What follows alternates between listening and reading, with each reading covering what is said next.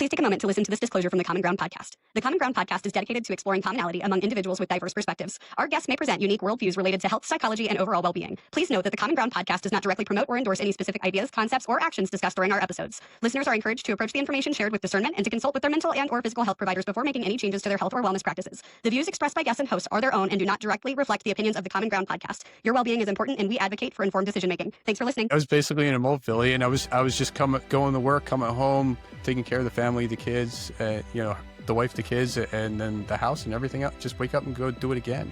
And so that's who I thought I was supposed to be. That's what society was kind of telling me, this is who I am, until two big things happened to me. And then, I had to figure all that out. But through the whole relationship, for me, I wouldn't say I was committed all the way through there. It's a genuine question because at myself too, I tend to value loyalty and commitment sometimes above my own well-being. I put the needs and self-interests of others above myself more often than not. And I think that marriage specifically is a lot of sacrifice. One day you're at 90% and partner's at 10, and you got to meet in the middle and help carry each other through life, and communication is a huge part of that. The reason that I asked it that way is because I think that abuse in relationships looks different depending on who in the relationship is suffering from the abuse. Women can be physically abusive, and I'm not saying that those instances don't occur, and men also likewise can, but there's more sympathy that women get in divorces when they're dealing with a physically abusive husband. The gray line with abuse is when it is narcissistic abuse, or it's cheating, it's gaslighting, it's verbal abuse, it's the emotional neglect. If I can answer it differently, the thing that made me hold on longest, and I don't think that it was a lie, was that I took my vows very seriously, and I took that men are supposed to love their wives as Christ loves the church. And so regardless of everything that was going on, that whole commitment issue was huge for me. It was that God is committed to the church, that God, the church, all the time disappoints God. The church all the time sins against God, doesn't do the right thing. We have priests who molested children in the Catholic Church. But God is still committed to that, to his people. So who am I to walk out on my marriage because of things going on? Welcome to the Common Ground podcast, where stories connect, perspectives collide, and purpose is found in the middle. Every week, we sit down with unique and inspiring guests that come from all walks of life. People who challenge the status quo, overcome the odds, and live with intentionality. Whether you're driving to work, on your morning walk, or just looking for that spark to ignite your week, you're in the right place. Welcome to the Common Ground podcast with your hosts, John Fletcher and Sydney Curtin. Welcome, everybody, to another edition of the Common Ground podcast. That's right. It is me. It is John. You can call me Philly, especially for this episode. We're going to call me Philly. Welcome, everybody. I'm super excited to be here today. It is a beautiful day, and as always, I have my lovely partner in crime, Sydney, with me. How you doing, Sydney? Doing good, traveling lots, working lots, very excited for this episode. So, you do remember that I was married at one time, right? So, my wife always complained that I had no sense of humor. So I packed up my stuff and right. You didn't get it, did you? It went over you, didn't it? Let me try that one more time. My wife always complains I have no sense of direction. So I packed up my stuff and I write.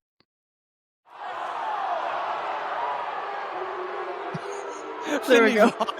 Sydney's lost. It's like, I was like, when you said, okay, I've got it now. I was like, I don't know what I'm missing here, but there you go. She's like, I'm missing something. For those of you, for some of those who may It should have said I left, but I don't have a sense of direction, so I write it. See, I, bom, bom, bom. Bum, bum, bum. All Okay, right, I'll throw it in there then, I guess. go for Is it. what if you want to break up with somebody in a biblical sense, how do you do it? Or in biblical terms, how do you do it?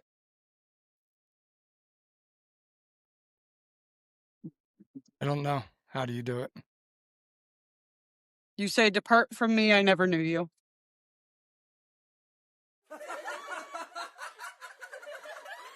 Depart from me. Welcome. Well, that is Sydney's joke of the day. Whose joke did you like better today? Comment below and let us know. Did you like Sydney's joke better or my joke You're better? wearing my money. But yeah, welcome everybody. You know, it is a beautiful day, and you know, we are so lucky and blessed to be living in this country and living every day and having the freedom that we do. So I just want to say that we don't speak enough positively about the fact that we enjoy a whole bunch of freedom here, and you know, I think we need to, you know, focus a little bit more on that too sometimes. But welcome everybody.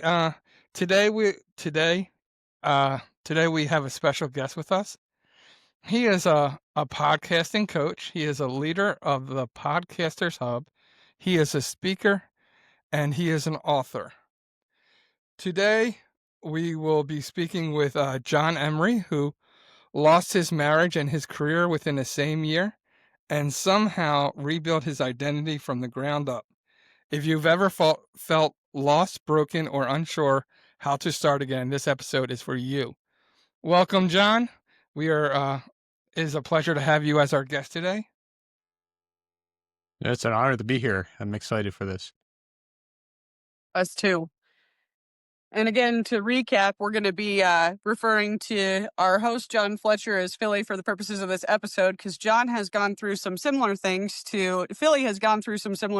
to what John has. And so some of these questions will be directed to both of you for that reason. I think that it's really important that we get the male perspective on some of these matters. I can speak to some of it. I haven't been divorced on my end, but I think that this will be really valuable for all of our men listening and maybe for women too in a different capacity. Like, how do we navigate this better and more constructively than I think a lot of people do? So, John, to you, give us the 30,000 foot view. What happened the year that everything changed? Just so we can learn a little bit about you before diving in. Yeah, so real quick, I did lose my job after 20 years. In 2019 is when they were shutting the doors, but I stayed there till 2020, May of 2020, for the simple fact because of the department I was in.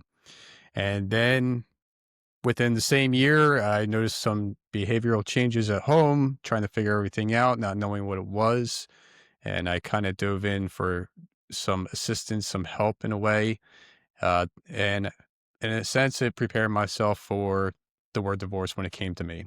It was something I never wanted, but it was just what showed up. And then I had to navigate through that to get me to where I am today. And so, like, that's your 30,000 foot view, I guess you could say, of everything I went through real quick.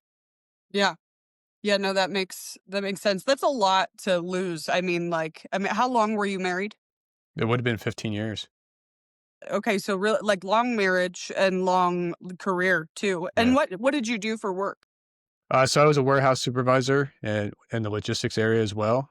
So it was a printing factory. And that's why I stayed there till the end. We had to make sure everything was cleaned out. Hmm.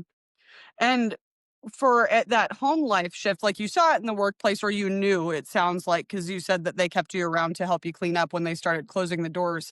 What did it look like when the doors started closing in your relationship? What were the micro shifts that you recognized on your home front?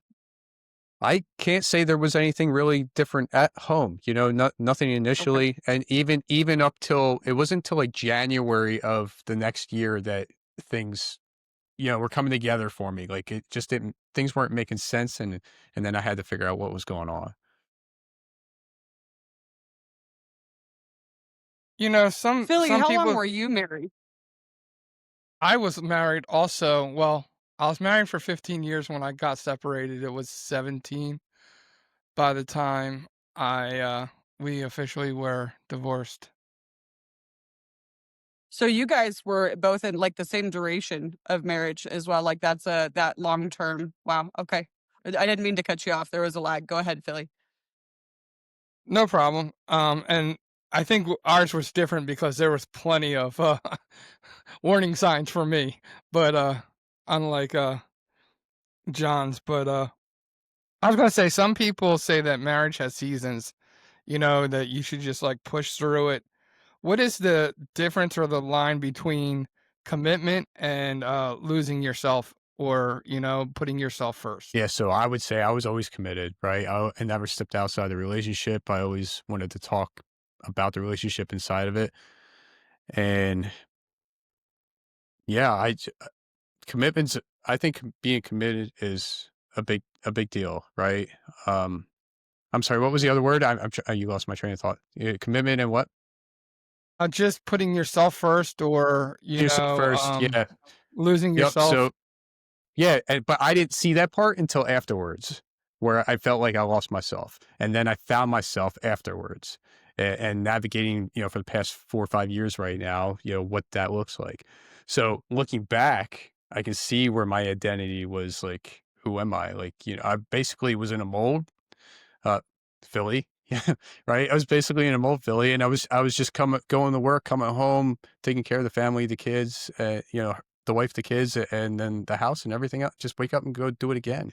And so that's who I thought I was supposed to be. That's what society was kind of telling me. This is who I am, until Mhm. two big things happened to me, and then I had to figure all that out. But through the whole relationship, for me, I wouldn't say I was committed all the way through there. And, too, I think that men oftentimes in society are taught to endure, like they're told to go through those hard seasons, and marriage is hard. So it's a really good example of that. But when does commitment turn into self-betrayal, where it's no longer constructive commitment and is then counterproductive to your own well-being? Yeah.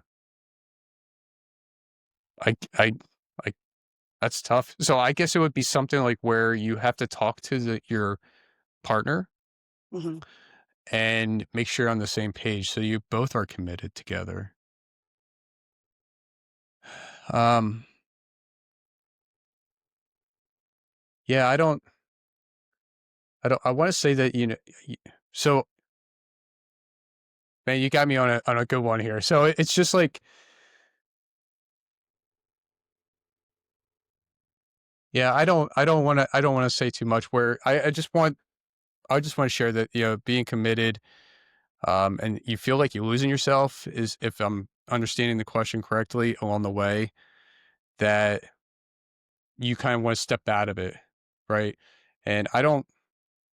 I think it's hard for me because I I I want to say I was committed, and I believe that in myself as a value as being loyal. And that's probably why I'm having a hard time sharing this with you, because I don't think I would ever step out of something unless it was something abusive, or it just felt like it was just not right for whatever reason. And that's why I wanted to say, to have those conversations where you can talk to each other, be one, and get deep, right? A lot of people don't do that. It's all just surface based. So, Right. you know, that for me, it'd be very hard to step out unless there is something really major going on. Now that I went through what I went through, I know what I want. I know what to expect, and that's what I'm looking for. I want to navigate in a different direction now. Yeah.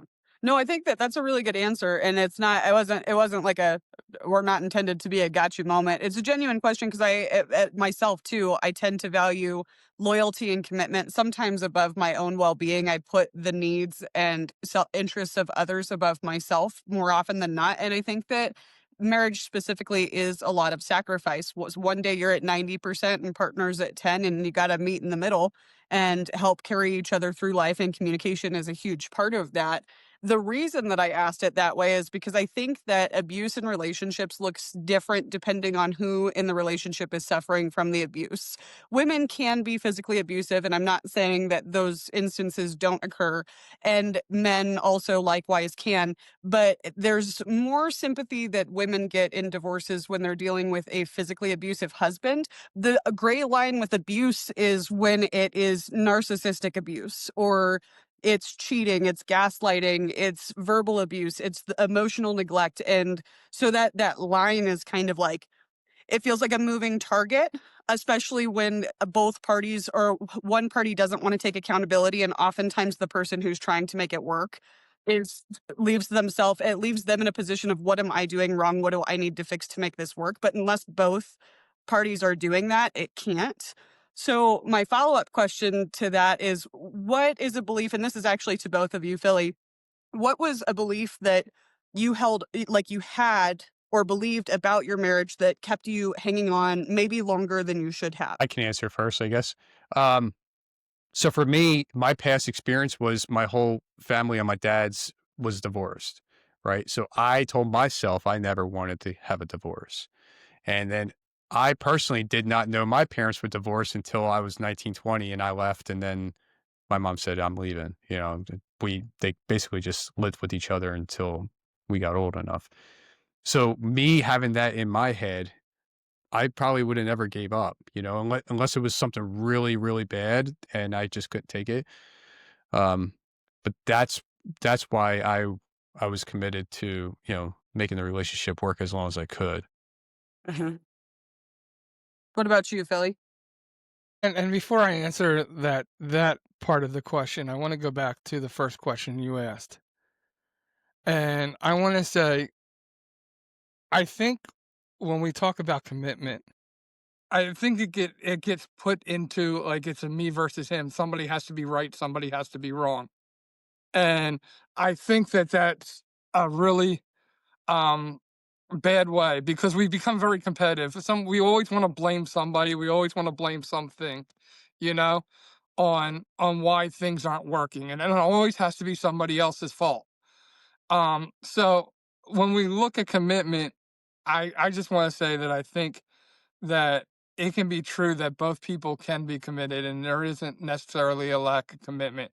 It's just on what drives us after we're committed, because I just think that we try to make it about somebody and to put the blame on somebody and be like, well, they weren't committed. They didn't care, you know? And that's one of the things I say when I interview people for the podcast. I talk to my story and I say I'm put into a box because people find out that I'm the one who walked out and they think that it was easy for me to leave. It was that I didn't care about my family. We have all those things that go and like I wasn't committed. Basically that's what they're saying. Like that I wasn't committed to the marriage, and I was committed to the marriage. It was just, it became to a point where I had to step away. Um, and that wasn't because of a lack of commitment, because like you, John, loyalty commitment is of the utmost. So it killed me. It literally killed me. It took every breath I had to walk out that door. Um, and it wasn't because I had a lack of commitment. Mhm. Um, and then your second part of your question, can you remind me? Because I wanted to answer that for you also. Well, I said, what was one belief that you had about your marriage that kept you hanging on than maybe you should have, longer than you should have? If I can answer it differently, the thing that made me hold on longest, and I don't think that it was a lie, was that I took I took the my vows very seriously, and I took that men are supposed to love their wives as Christ loves the church. And so regardless of everything that was going on, I that whole commitment issue was was huge for me. It was that God is committed to the church, that God, the church the church, you know, all the time disappoints God. The church all the time sins against God, doesn't do the right thing. We have priests who molested children in the Catholic Church. You don't, but God is still committed to that, to his people. So who am I to walk out on my marriage because of things going on? But it came to a point for me where I thought I could do something that would have irreparable damages, and for my safety, for my family safety, for everybody's safety, it was better for me to get out of a situation than continue to be in one, because I really felt like a caged animal. Mm. Yeah, that's tough. You know, and I think too that like identity becomes such a big part of divorce, as do lots of traumatic events. Lots of people say that hard things build character, but I would argue that divorce doesn't build character necessarily, it reveals true character. And you know, everyone sees the divorce papers, but they don't see that identity shift. And I don't think that it's something that men specifically talk about enough. What did that identity shift, if it was applicable, feel like to both of you as a man specifically that went through this, just starting with John? Yeah. So as I was just saying before about not knowing things, not knowing what was going on, I had to like discover all that. I had to figure out what was going on because it wasn't being communicated to me. So real quick, I did listen to a podcast. I joined a men's group and I wound up reaching out to, five men or whatever. And, it was basically to get the stuff out of my head. Right. Hmm. Cause my wheels were spinning and I had nobody else really to talk to. So I connected with them. That allowed me space and time, I believe, to get to a point where when she said, you know, I'm, she said the word divorce, I said, I'm done, basically, because I was tired of trying to figure things out and I was alone working on things alone. Right. Um, After that, it kind of released everything. Right. In a sense, I felt better. It wasn't overnight for sure, but and then I had to figure out who am I? What am I supposed to be? What am I supposed to be doing? And so I basically started off with, doing morning routines and working on myself mentally and emotionally and building from there. And so for me, it was just navigating through different areas of my life and trying to work on things to get better, right? Hmm. Creating or finding who I am and I'm still doing it. I'm still out there trying to figure out, I just keep doing things that I've never done before and I enjoy the ride. So for somebody to tell me that I can't do anything and then I start to do something and things shift and it works, I ignore them. There's so many things that you could be doing and you can really work hard to find your true self, really. You have to give yourself space, time, just to ease back from some people and get out there and do it. So that was kind of like my turning point for the identity shift in the beginning. Like I said, it took years and like I said, I'm still working on it. What about you, Philly? For me, it healing took a lot of time. I when I first left my marriage, for me it was like biblically going into the wilderness, and like I felt like Egypt. Well, not Egypt. I felt like the chosen people coming out of Egypt and being in the desert for 40 years. And for me, there was just that time that I had to refine myself, to refine who I was, to refine hope.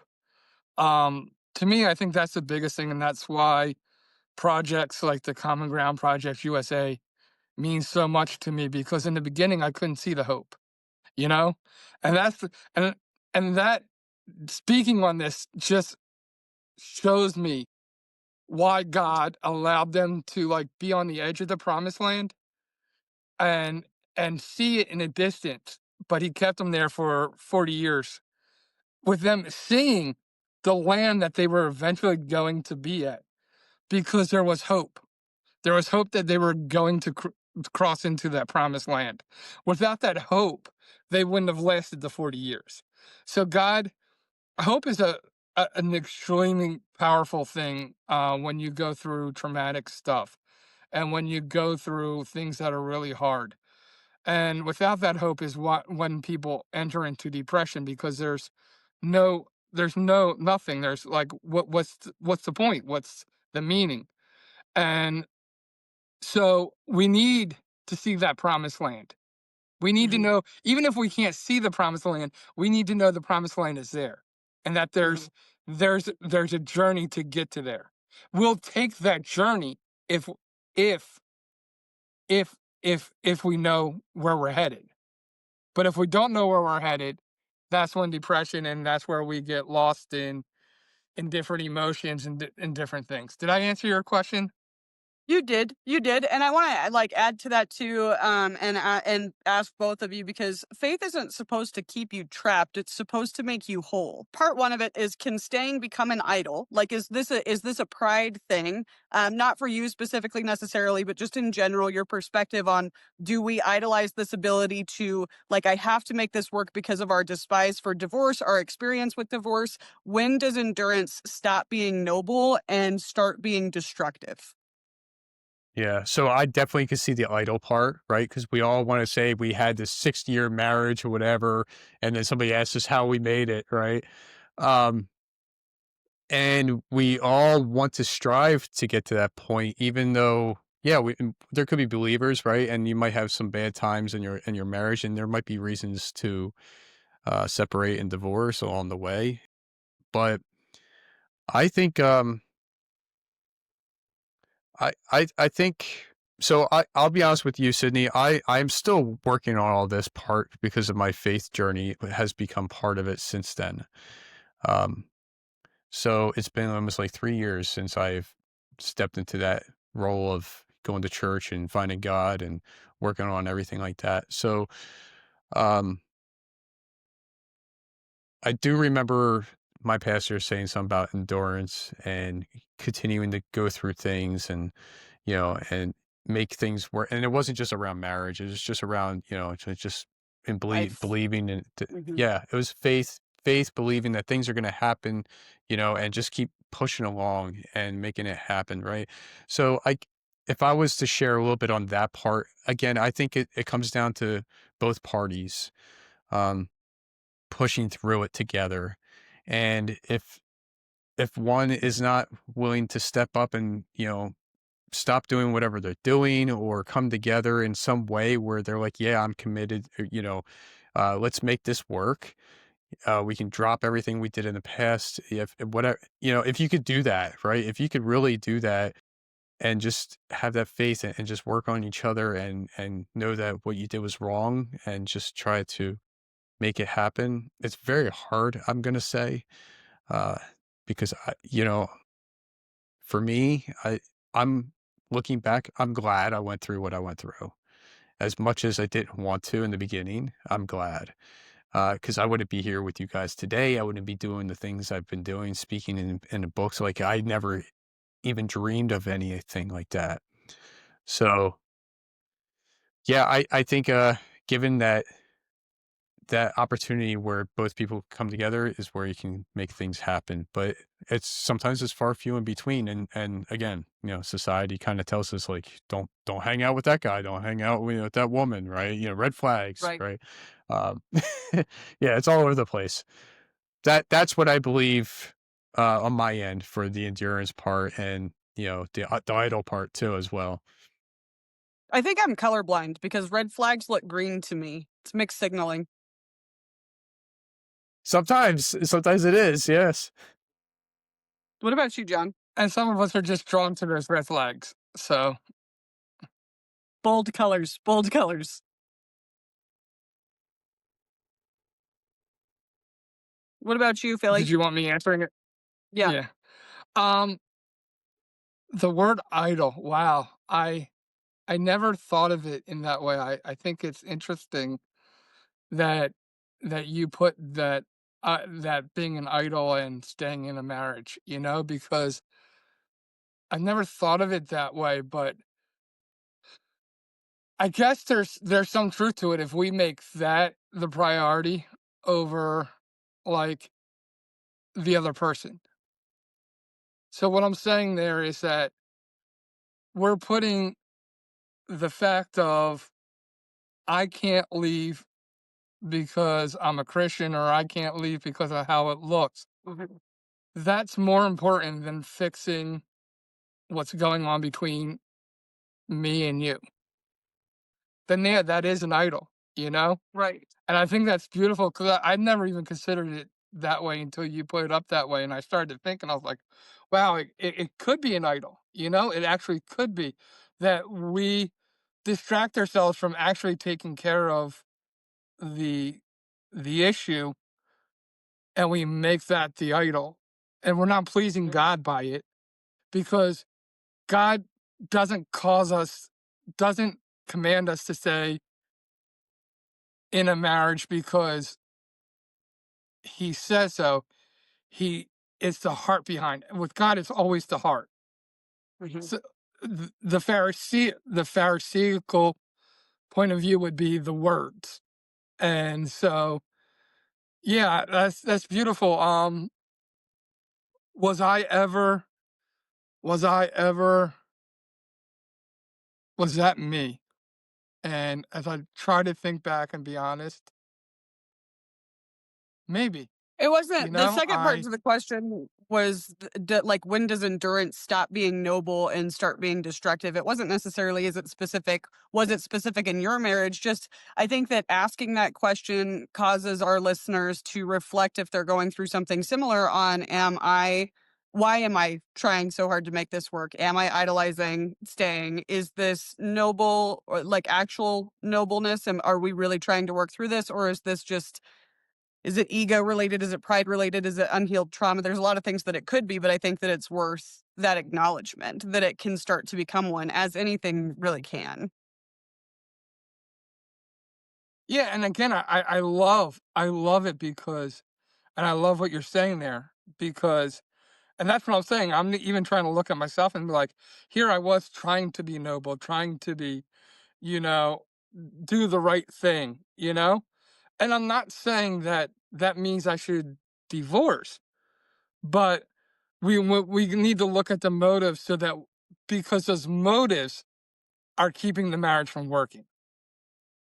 That's if that's the point of what you're trying to say, then I agree 100% because it's those motives who drive the wedge even further because it's not about the marriage, it's about me, right? It's about me being noble. It's about me being my idolatry. It's not about the marriage anymore, and we've taken that off, and we've let Yeah. that take us away from the core issues. Hmm. Hmm. Does that make Yeah, that sense to makes a lot you, of or? sense. It does. No, absolutely. Yeah, no, I'm tracking. Um, I was just thinking about what you said. Excuse me. What was, like, the hardest emotion to deal with in that or, like, after the fact, and how did you guys each create constructive routines for yourself? Like, John, you mentioned that you got involved in a men's group and, started doing like, probably writing the book, and I wanna know more about your book too, and, like, what did your morning routine look like? What were the things that were constructive to you in all of this? Yeah, so for me, it was the morning routine that I started doing right after, pretty much the word divorced became about, right?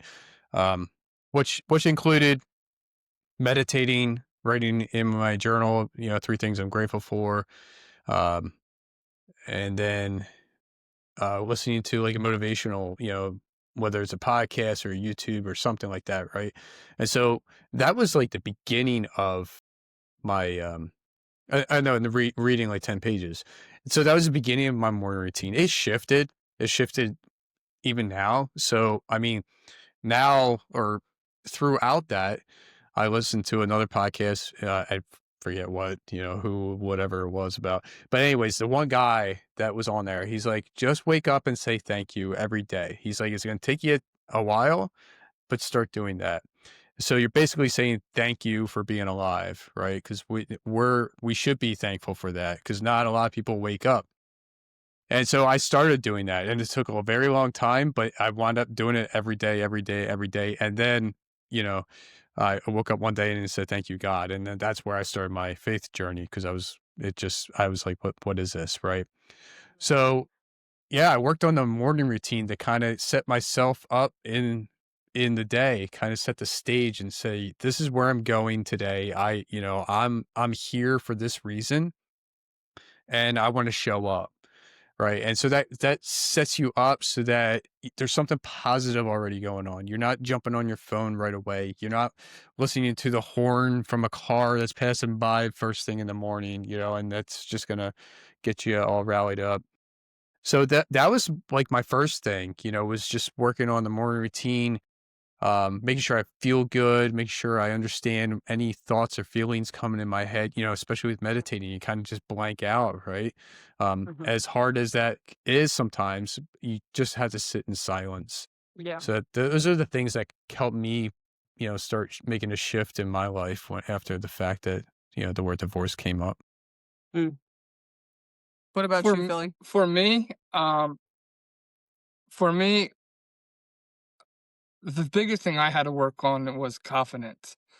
Um, if you've heard me talk about my marriage, before I got married, I felt like I was the most confident man in the whole wide world.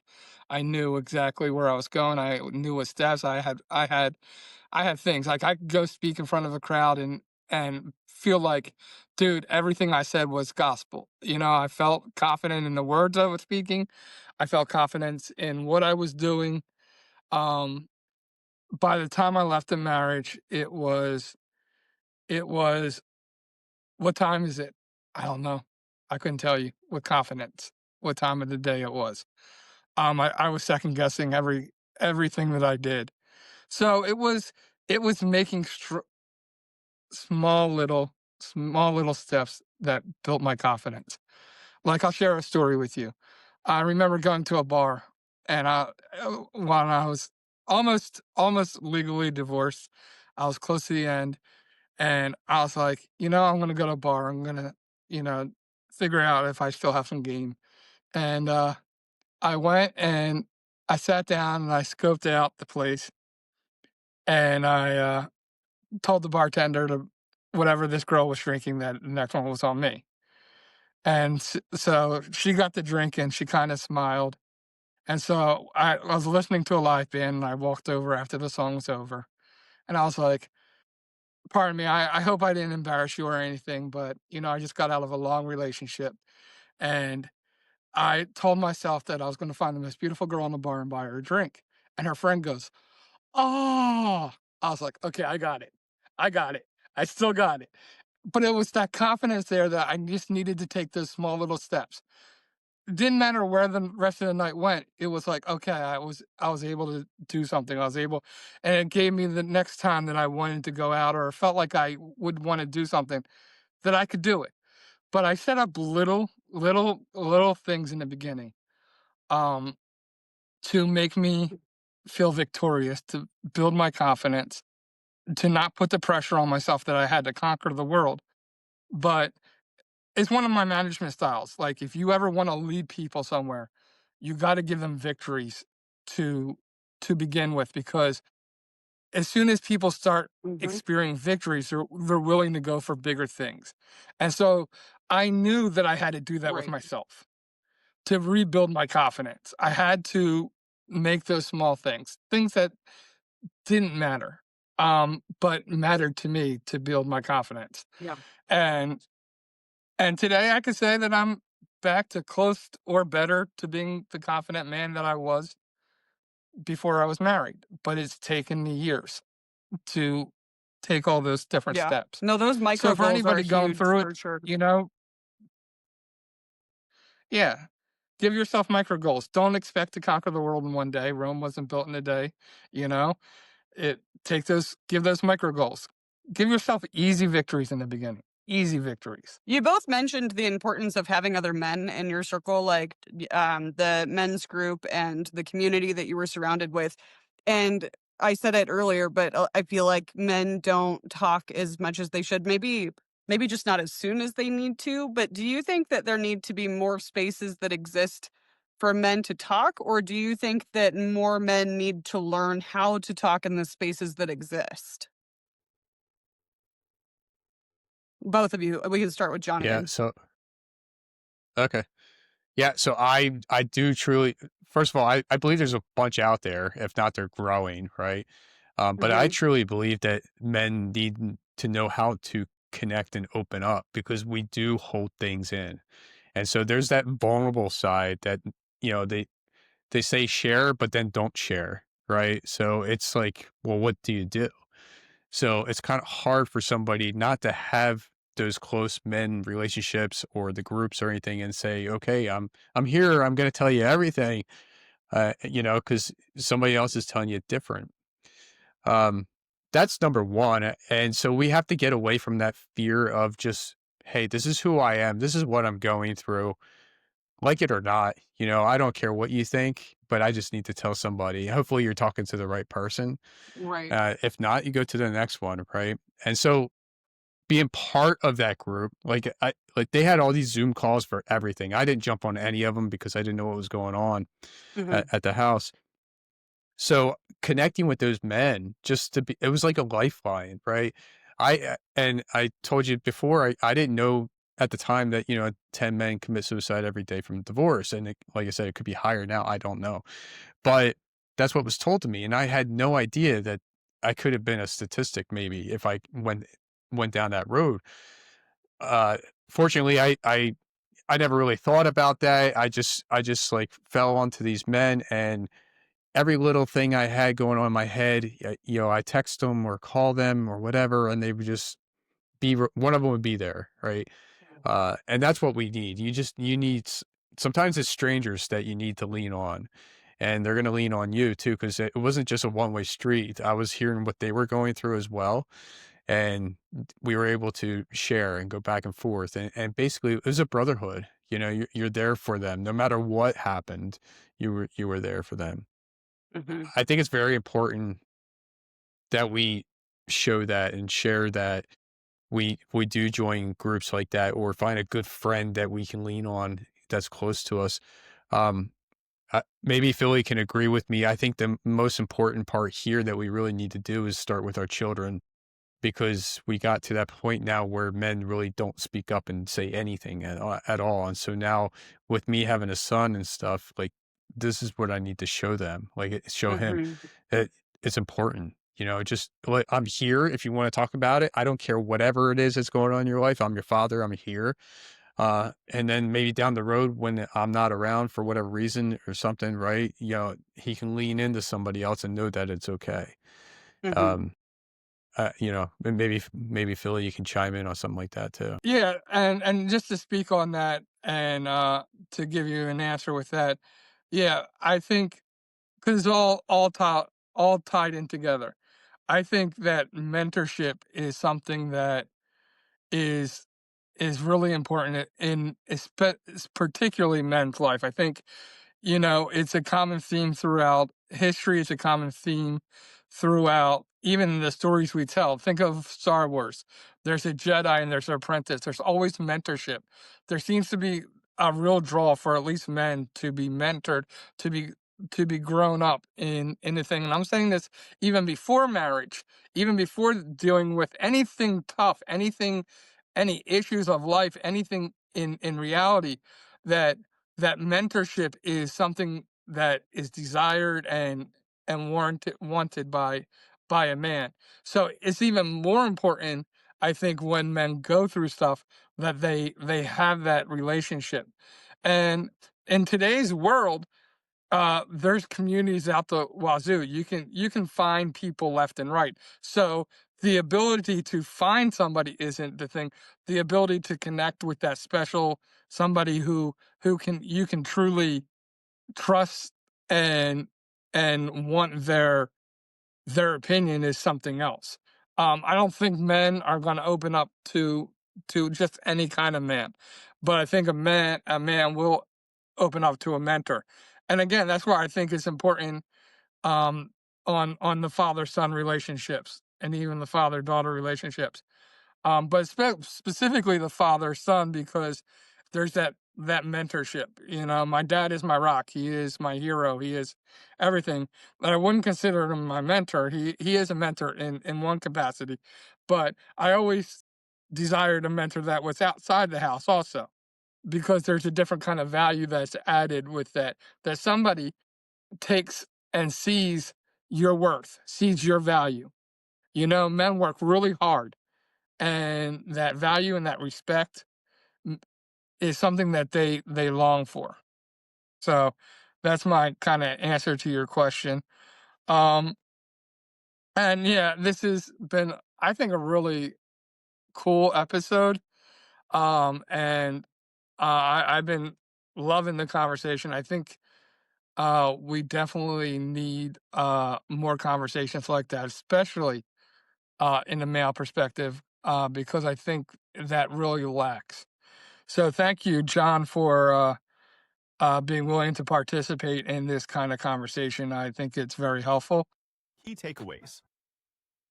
And yeah, so for me, the key takeaway is kind of what I was just kind of saying. Like, um, for us, for men to restart, to go through that tough time, um, there isn't a period, and I think it's true with even women. You know, you go through something, you need time to heal, you need time to grow, you need time to uh reprioritize, to find out what's really important in your life, to find the people who are more important in your life, and actually talk. But I think one of the biggest things is hope, as I was speaking about earlier. You need to know, you need to find that promised land in your life, you know, something that is going to drive you, because without it, you know, when we go through those hard times, it can very much lead into depression.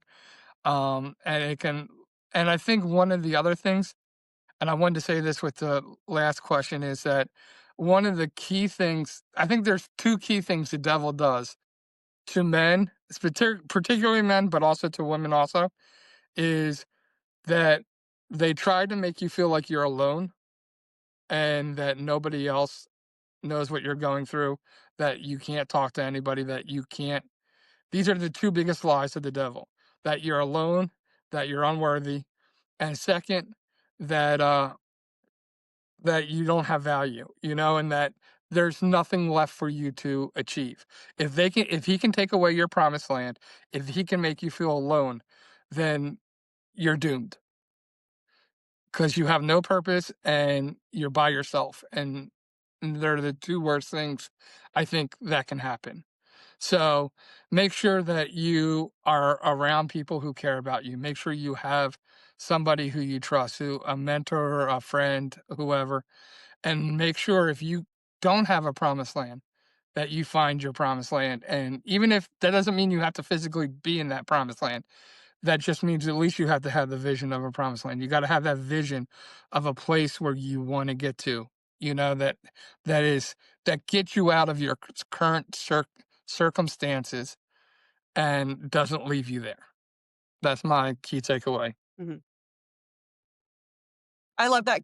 I love that key takeaway. I think that it's really important to hear from both of you in this instance, given your experience. I don't have personal testimony with divorce, but I felt like I've been close to that a handful of times. Marriage is hard, but I have been through some really hard things that were relevant to what we discussed today. And it leads me to my key takeaway. I think that mine is really that healing it's not instant and it's not linear. It's a series of brave decisions. It's the decisions to get up, to go to the gym, to breathe, to face these things head on.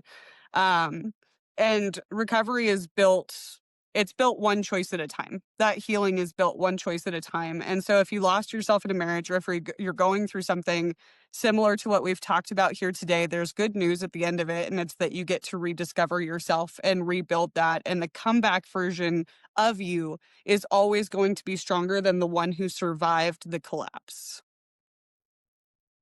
So that's mine for the day. And John, if people got to walk away from this episode with one piece of wisdom that you would want them to have if they're going through this, or even if they're just going through something difficult? What would you want our viewers to know?